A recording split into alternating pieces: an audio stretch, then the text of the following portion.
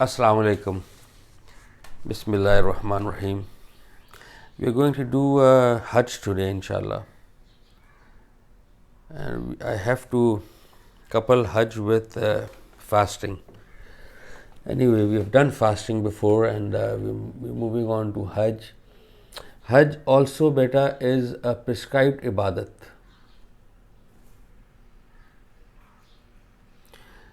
Just like when I say prescribed, it means there are certain rituals attached to it.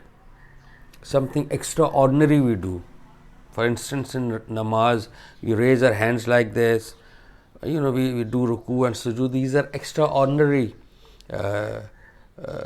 postures or rituals, so to speak. In fasting, we refrain from legitimate needs. We get thirsty, we have water. We get hungry, we eat something. We refrain from legitimate needs from morning till dusk. Similarly, in Hajj, we'll see there are lots of different rituals, but once we inshallah relate to them, it will make perfect sense. Therefore, Hajj too is an ibadat. When Allah asked Prophet Ibrahim to go down to Makkah from Jerusalem, the area of Israel and Palestine now, and go down to Makkah 4,000 years from now. And he took his son Ismail alayhi salam and his wife Hajra, and they went to Makkah. It was an absolutely barren land. It wasn't a city then. It must have been an old city, but then it just lost its, in the ravages of time, the city just disappeared. But the Kaaba was there already. Allah revealed Ibrahim the old foundation. So from that old foundation, Ibrahim reconstructed the Kaaba. So those were prehistoric times before Ibrahim, and from Ibrahim onwards, they are recorded history times. We have this record of history. Now, from that is why, beta, in the Quran, Allah mentions the name of Makkah with an M as Bakka with a B. B for boy, Bakka. Bakka means the old city of Bakka. That is how it has been described. So it was there, but it had disappeared because of the low population and all that. It must have disappeared, and then Allah resurged it through by sending Ibrahim alayhi salam. Now, when Ibrahim alayhi salam constructed the Kaaba, which is the house of God on this planet Earth for us to link to, Allah Mia asked Ibrahim to face all the four sides and make a call. And Allah said that you will see that people from all across the world, for all times to come, shall be visiting my home, the Kaaba. They'll come back, they'll come on lean camels over dangerous routes and over hills and mountains. And actually, it is on that call that we go for Umrah and Hajj. It's very interesting. And then there are certain rituals to it. We'll see how they correlate with what we do there. So Hajj too, beta, is an ibadat. It's a formal ibadat, Hajj. For instance, we have done in namaz that the formal namaz is that farz namaz. And there are some nafli things, additional things which the Prophet also used to offer, and he has inspired us by telling us that if we also do those nafals with that namaz, Allah will give us a house in the paradise. We can do that easily. Nonetheless, the formal prescribed namaz remains that farz namaz. Similarly, in charity, Allah says, do as much charity as you want. The prescribed one is this zakat. That is why zakat, two things, remains a charity and it has a certain percentage. You have to pay according to that percentage based on the savings and all that. Fasting the month of Ramzan where we are in now, mashallah, this is Ramzan now going on, 21st Roza, and we are supposed to fast. And if we cannot fast because of traveling, or we are ill, or some other extraordinary situation, we have to complete our count. This is what makes it a formal prescribed ibadat, as in fasting. The Holy Prophet used to do additional fasts, nafli fasts, like Mondays and Thursdays and 3 days of the the bright days of the moon, 13th, 14th, perhaps the 15th, and 9th and 10th of Muharram. We have done this, and the 6th fast of Shawwal, which follows the Eid, which follows the Ramzan actually. I mean, Eid is first Shawwal. Okay, so in that month, the Prophet used to fast 6. These are additional.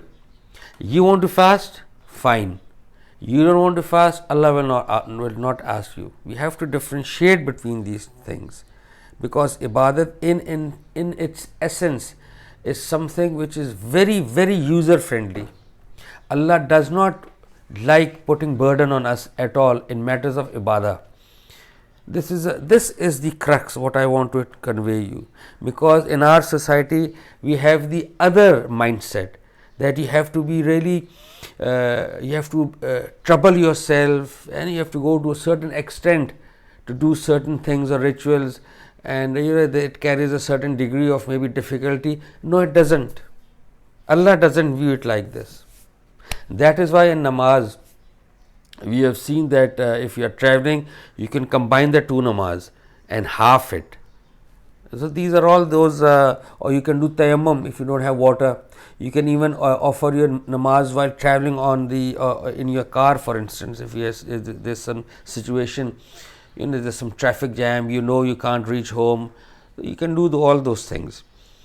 So you see, there's ease in zakat. Even though it's a pillar of Islam, we have done this, that if you do not have the resources, don't pay zakat. Fasting, if you have some extraordinary situation, you are sick, you are traveling, or etc., don't fast later on. Hajj, you have the resources, go for Hajj, otherwise don't go for Hajj. So this proves that Allah, it really wants ease for us. And better, all these things, actually the ibadat are there because a human being, when the same definition, when he realizes about his existence, about the purpose of his existence, he wants to respond to that realization befittingly. For that, Allah has given us certain prescribed rituals. Okay. इसी तरह umrah is nafli, Hajj is farz. So you can do as many umrah, but Hajj you got to do once in your lifetime. The Holy Prophet did it once in his lifetime, and if you have the resources, otherwise you don't really need to go there. You can't go. Yeah. So what does Hajj symbolizes? Why do we have to spend so much money? It's very expensive now.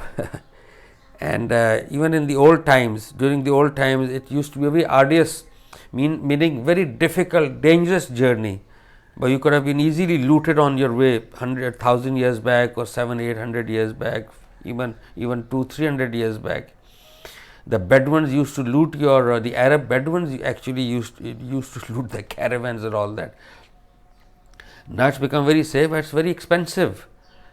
Why does Allah want us to wear an ihram for the men folk, that you wear 2 unstitched cotton sheets, and you wear slippers, and you just kind of go to Allah and spend so much money and your energy, and you have to take leave from your offices and schools or whatnot? It is because, beta, Hajj symbolizes a grand gesture. You know what it symbolizes? It symbolizes our jihad against shaitan. We all know that shaitan actually swore on the honor of Allah. Shaitan swore on the honor of Allah that he will not let anybody go scot free. He will influence every soul. He will lead every soul away from the straight path. Allah allowed this. So it is against that shaitan that we do this. This is a form of a jihad against him. We will see how.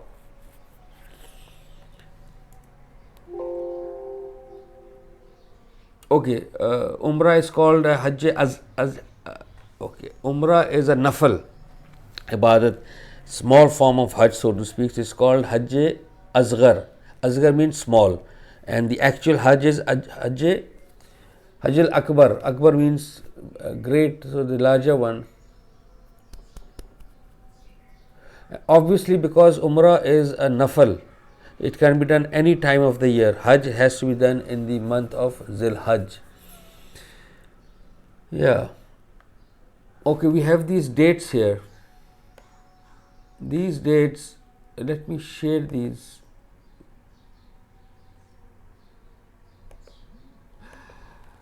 The 8th of Zil Hajjah,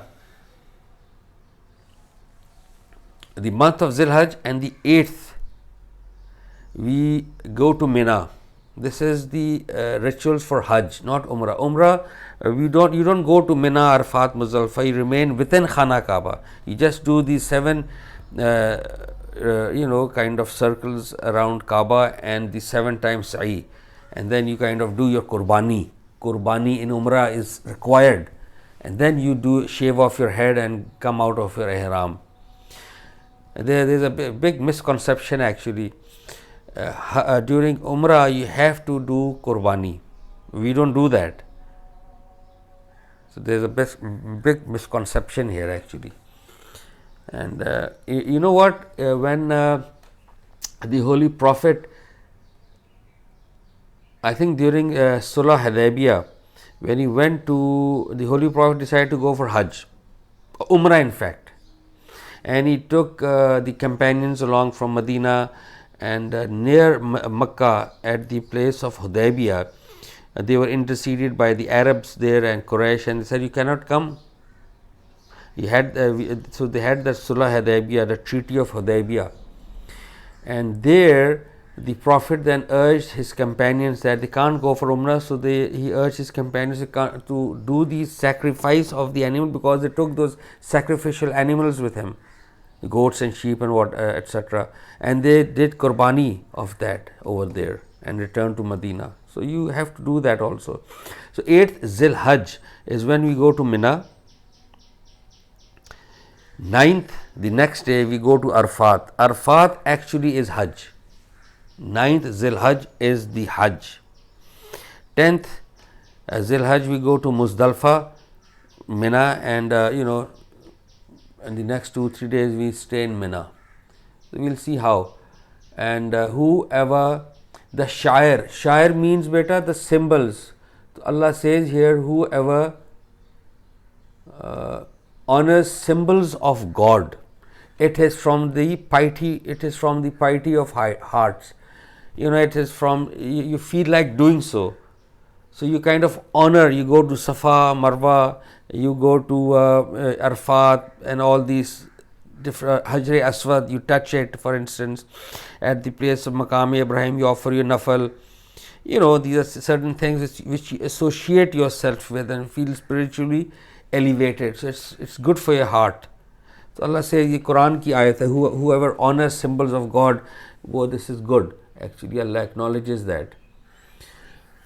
The entire expedition of Hajj symbolizes various stages of jihad a Haji undertakes against Satan during his journey. So therefore it is important to be aware of the meanings of the spiritual symbolism of Shair, of the symbols there. Yeah, this is very important. More often than not, what happens in Hajj is we don't know nothing about what to do. I mean, why do we touch Hajr Aswad? Why are people, making long queues to kiss the Hajr Aswad? Why? Why do we go 7 times around the Kaaba? And what are there any special supplications, dua or azkar while going around the Kaaba or not? During the sa'i, why do we move a little bit fast over there? Why do we shave off our head? Why do we have to sacrifice an animal, for instance? Why do we sit in Mina? Why do we sit in Arafat? And especially, why do we sit in Muzdalfa, spend the night in Muzdalfa under the open sky? There are no tents. You have to spend the night under the sky. Acha, why do we collect pebbles there or stones in Muzdalfa?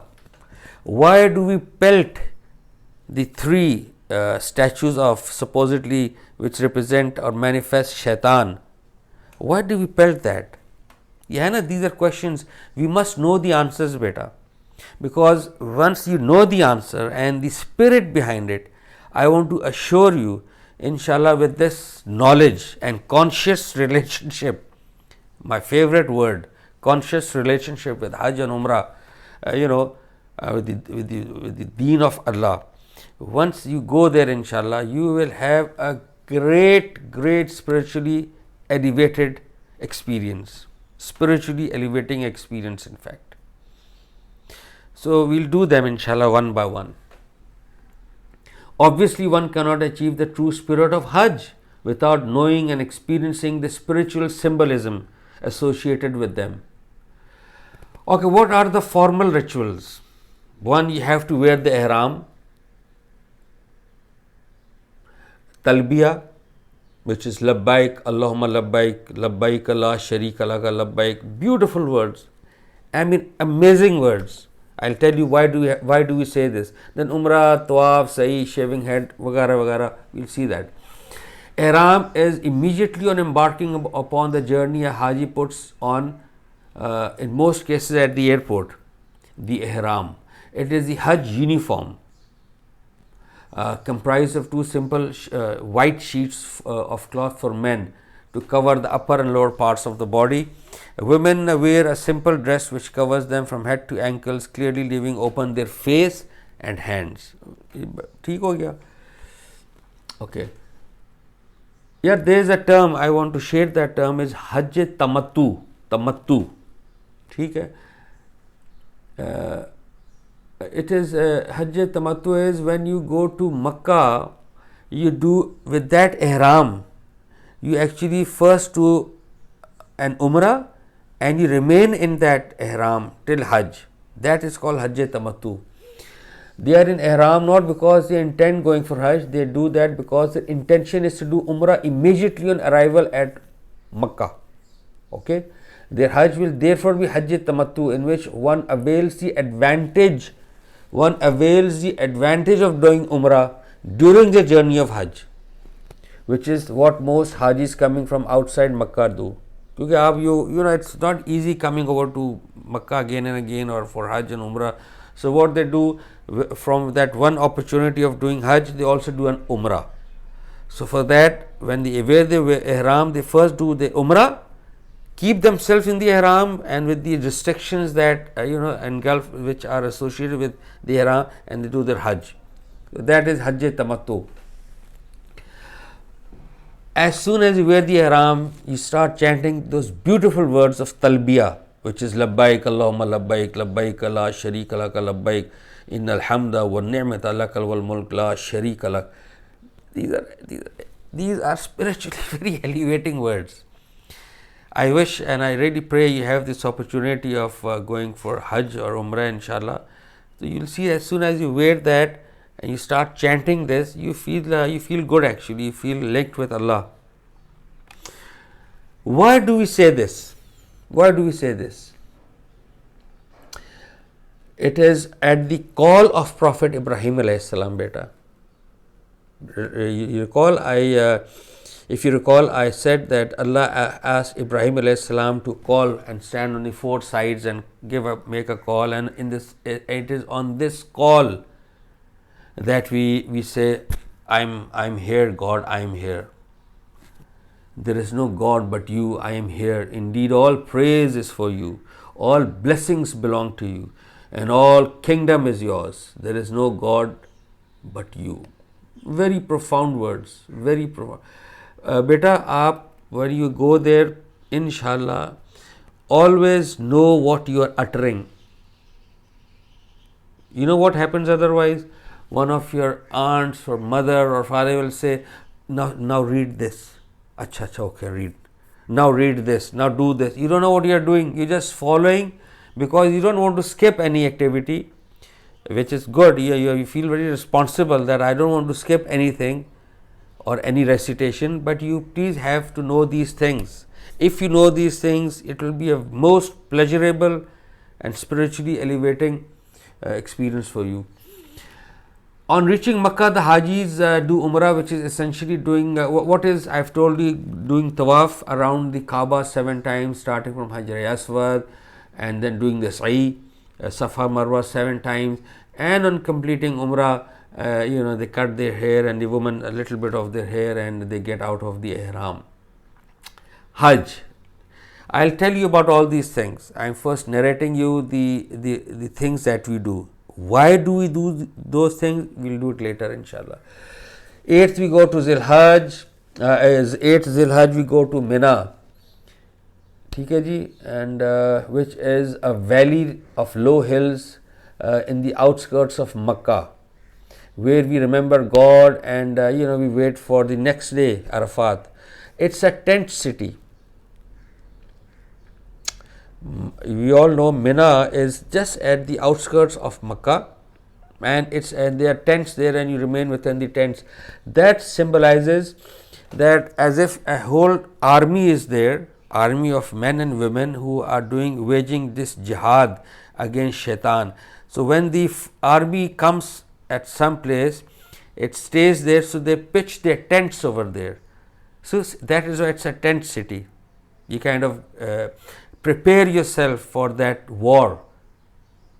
So that is where you remember God a lot, you offer your praise and all these things, and you wait for the next day, Arafat. The 9th is Arafat.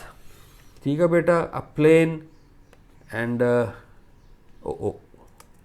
just a second, yeah.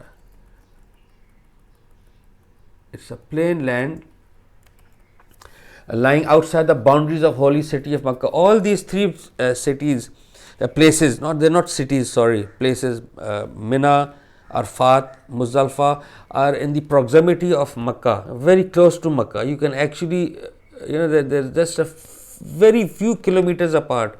You can actually walk if you want to. There are lots of Hajis who are walking during Hajj. There are lots of them who are on the conveyance and buses, cars, etc. But there are lots of them who are just walking from one A to B, B to C, like this. And what do we do when we reach Arafat around 11 or 12? We offer Zohar and Asr together. Zohar and Asr together, and we half them. Why do we do this? Because we are at war with shaitan. We are as if we are in a journey.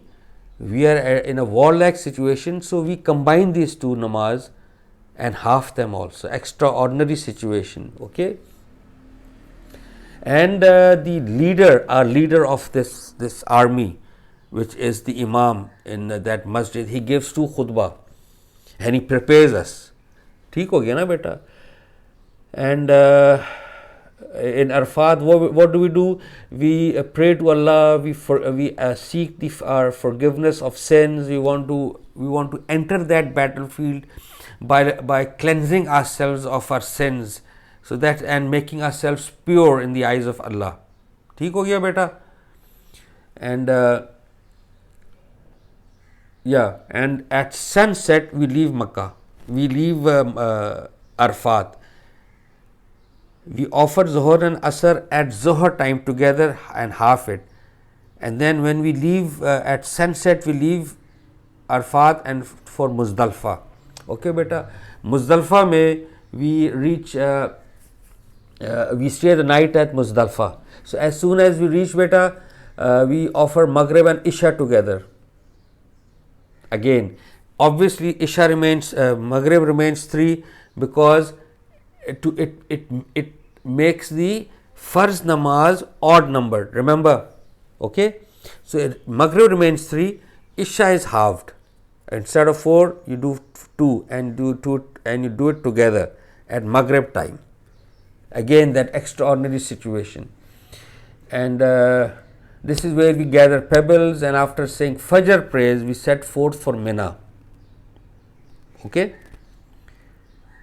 and we spend the night directly under the sky, no covers, nothing, just like a war-like situation.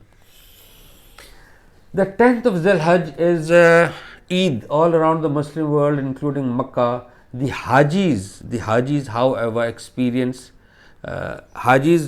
something different. It's the Yawm al-Nahar, okay, which is you do your sacrifice, but we also stone the Jamarat, the pebbles that we have, the weapon that we have. We pelt the shaitan, the 3 Jamarat, 1, 2, 1, 2, 3. We pelt here, then we go here, pelt and pelt here also. Okay? And we sacrifice an animals, shave our heads and come out of the condition of ihram.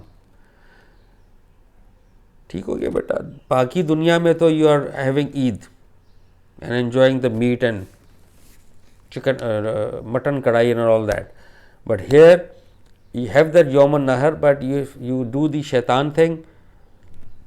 You sacrifice an animal, shave off your heads and come out of the ihram. We'll see now why do we do these things. But this is 10th of Zilhajj.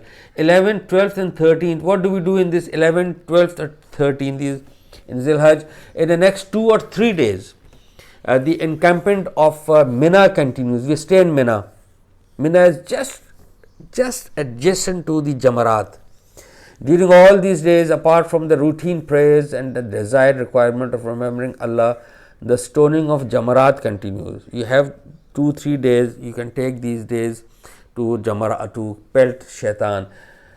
And in one of these days, preferably but not necessarily the first day, in one of these days the tawaf of the Kaaba is done.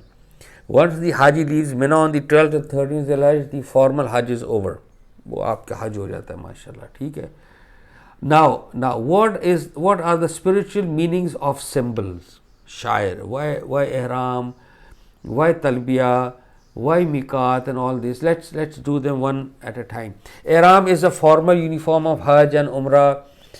It's a reminder of the fact that the Hajis are leaving every worldly thing to meet God. ठीक है ना. आप अपनी सब कुछ छोड़ के you just wear those 2 sheets and like beggars you kind of like you go towards Allah. तो ये उसकी बड़ी एक manifestation है. And you lose your contact with the worldly matters, at least temporarily, is over. This is important. Talbiya, and this is Surah Hajj, Ayat 27, and give a call, Bismillahir Rahmanir Rahim, and give a call to the people for the Hajj. This is what Allah asked Ibrahim alayhi salam. They shall come to you on foot and traveling on lean camels, which will reach through difficult hilly terrains. ठीक हो गया ना. So it is when you recite the talbiya, it is in fact the response to that call. Miqat, what is miqat? Miqat is the boundaries of the kingdom of God here. The kingdom of God is the whole universe, but these are symbols. Remember these are some rituals. So when we are heading towards the Khana Kaaba from all 4 corners of the world, there are certain boundaries from where you actually have to wear the ihram. The reason we do so at the airport is because we fly over that miqat on the aeroplane, and and if you do not do so at the airport, the pilot announces that we are approaching miqat in such and such time, so you can change into ihram. So these are those boundaries of the Kaaba, so to speak, the house of God. There are 5 miqats at different sides of the Kaaba at different distances. The idea is to give clear indication of the beginning territory of God's sacred land. है ना मज़ेदार बात. Like all kingdoms have a starting point, the spiritual kingdom of God for Hajj and Umrah begins at miqat. इसलिए आप miqat पर या उससे पहले आप you wear your ihram. Baytullah, the house of God, it symbolizes the presence of God. There obviously there are controversies by the non-Muslims, especially by the polytheists like the Hindus, for instance. We also, when they say you also do sajda before stone. That house is stone, is made of stones. We also do it in front. We also do it. Do this sajda to the stone, but they say we do it to Allah like you are doing. No, but there is a difference here.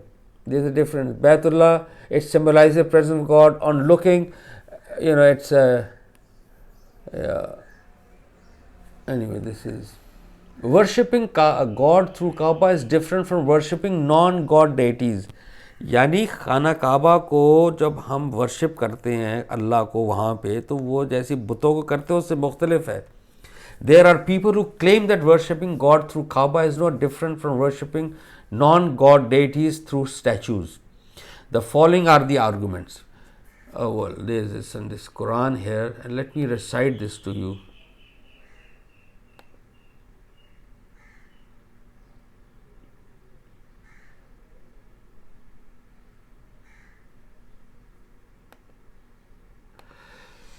Quran says that, let me just read it out to you, beta. More precisely, it is not best who created the heavens. Is he not best who created the heavens and the earth and sent down for you rain from the sky, causing to grow thereby gardens of joyful beauty which you could not otherwise have grown the trees thereof? Is there a deity with Allah? Allah ने सवाल किया, कोई मेरे साथ शरीक है? No, but there are people who ascribe equals to him. वो मेरे साथ shirk करते हैं. They associate partners with us, with me. This is what Allah says. And there are lots of ayat here. This is 25th slide number 25. You can read them. Allah says that Allah is one. There are no partners. So there is no question of when we bow down in front of the Kaaba. There is no question that we are bowing down to anybody except God, because the Quran specifically says there is only one God. This is okay. So, O Prophet, asked them if God himself has set them up as his partners. Kya Allah ne khud kiya? Tell me their names. If God has done so, tell me their names. This is what God has asked the Prophet to announce. Do you mean to inform him of something that he himself does not know on this earth, or do you merely utter empty words? This is a great statement. Allah says, where are those names of the partners? Have I given you? Are there certain names that I've given to you? I've given a certificate to you that yes, there are certain other names than God, and these are the names. So is there something which I don't know, or are you just uttering empty words? So ये है Allah ने बिल्कुल ही negates shirk. So it is not God actually, but non-God deities who are approached spiritually when idols are worshipped.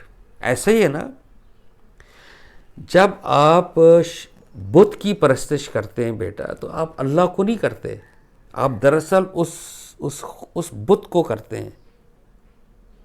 This is what the Quraysh used to say, that God is there, but these statues are also our gods, because these gods help us in connecting with the real God.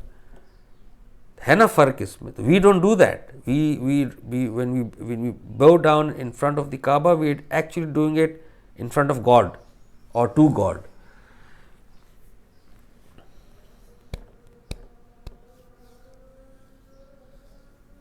One is spiritually reminded of none other than God while concentrating on the Kaaba.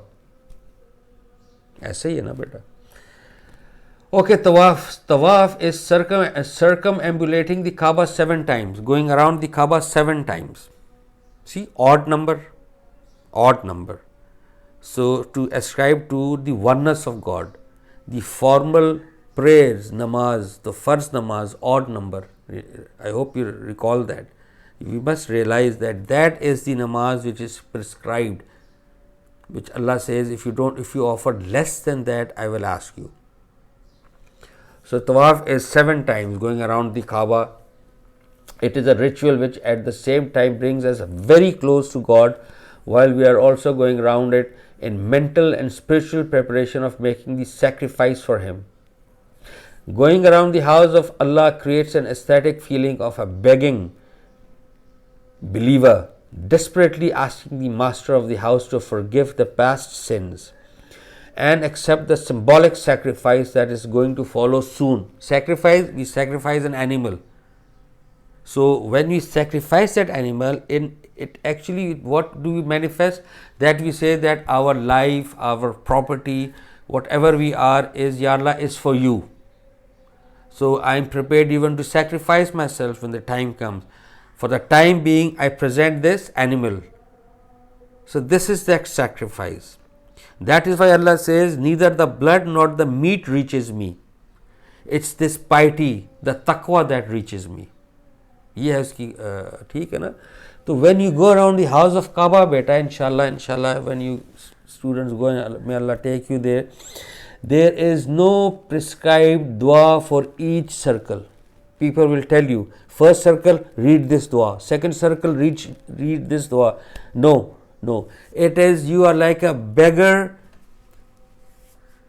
around the house of God, seeking your forgiveness. So for God's sakes, beta, seek that forgiveness in your own language, from your heart, in Punjabi, Urdu, English, Balochi, Sindhi, Saraiki, and Hunza and language and all that, the languages that come native to you. उस पे आपने अल्लाह से associate करना है. Don't do anything of which you do not know the meanings. If you want to recite duas from the Quran, for God's sake, beta, keep the translation with you. You should know what you are uttering. Don't let that happen to you. It has to be a conscious level relationship at all times, at all levels. It's like a begging believer desperately asking the master of the house to forgive the past sins and accept the symbolic sacrifice that is going to follow soon. I think it's quite fantastic. After that, 7 circumambulations around the Kaaba, you go to Safa and Marwa 7 times. What does that manifest? Whatever it manifests, whether it's Hajra or what, but it does manifest one thing, that you, as if in your normal life, you are striving, to have a good, decent living here. So,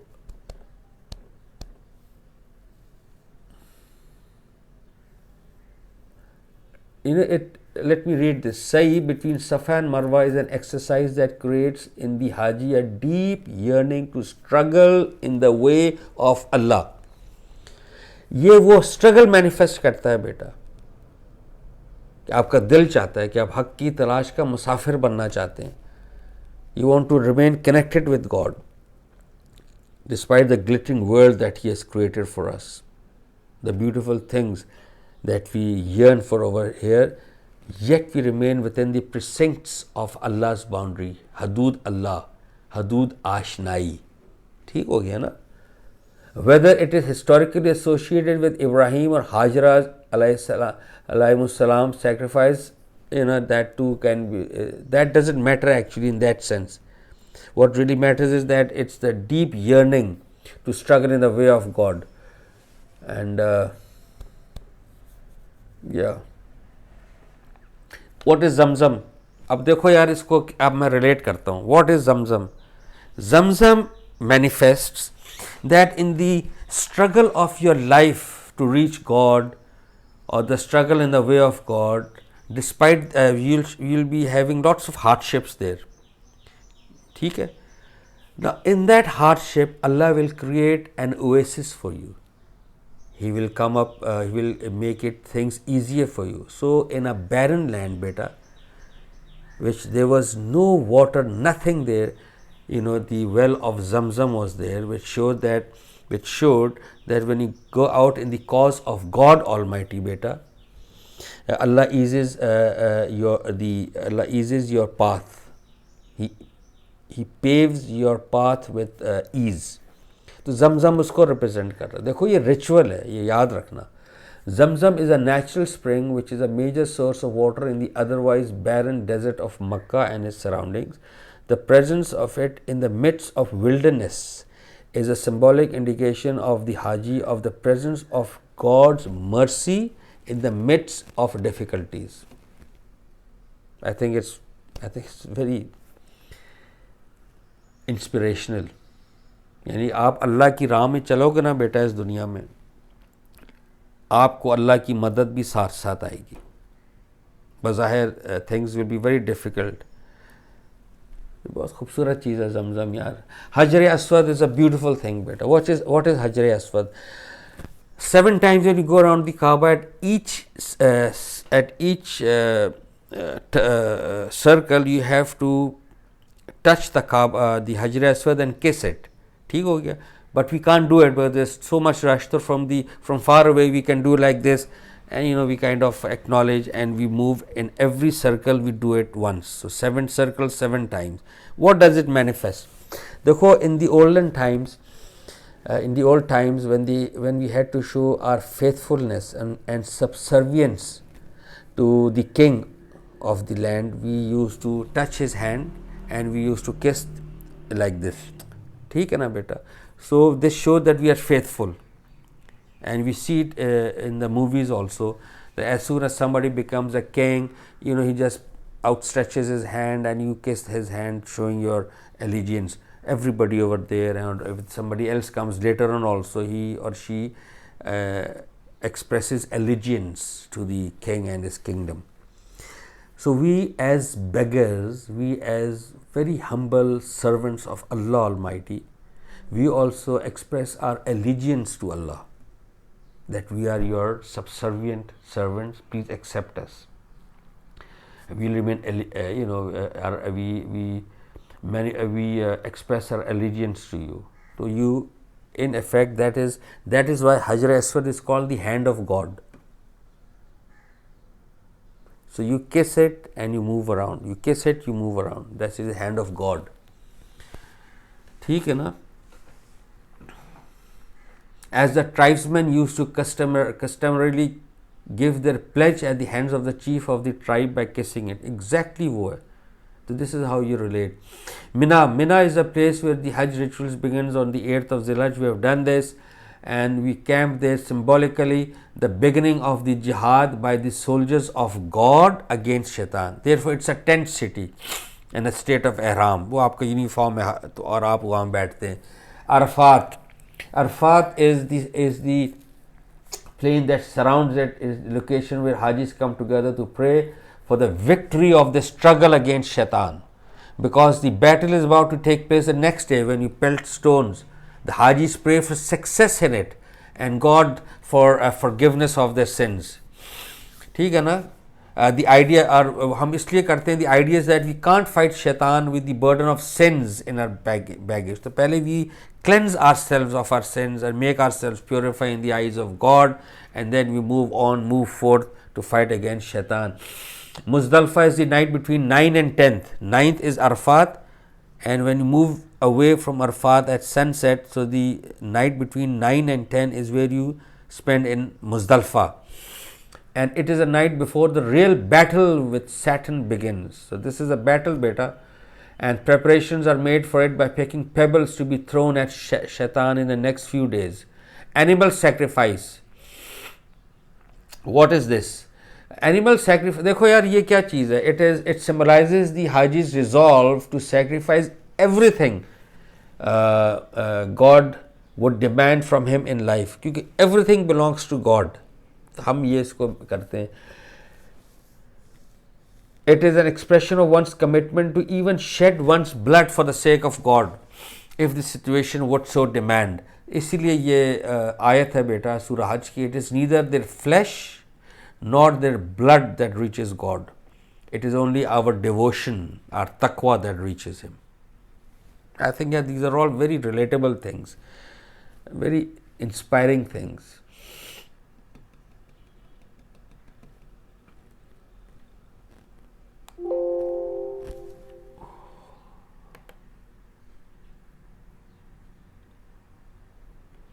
Yeah.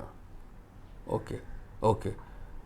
and shaving off her head. Very interesting ritual. Shaving of head is a declaration that the Haji has formally accepted the status of being God's slave. यानी कि हम अपने आप को अल्लाह की गुलामी में दे देते हैं. How? Because this was a practice during the days when slavery was commonplace. The slaves had to keep their heads shaved off. That was a symbol that this particular person is a slave of someone. The individual would shave off his head to make it publicly known that he has formally become the slave of one master, and no one else should therefore bother approaching him for slavery. God forbid. But that thing that we kind of manifest ourselves that we have entered God's slavery actually. ठीक है ना, तो उसको represent कर रहा है. Rami Jamarat, where you stones pelt the the shaitans. The three monuments representing Shaitan. It is an expression of hatred against the evil of Satan, accompanied by a firm resolve. We make a firm resolve that Shaitan's repeated attempts to allure us towards evil ways shall always be thwarted. We will always, whenever he will attack us, we will counter attack.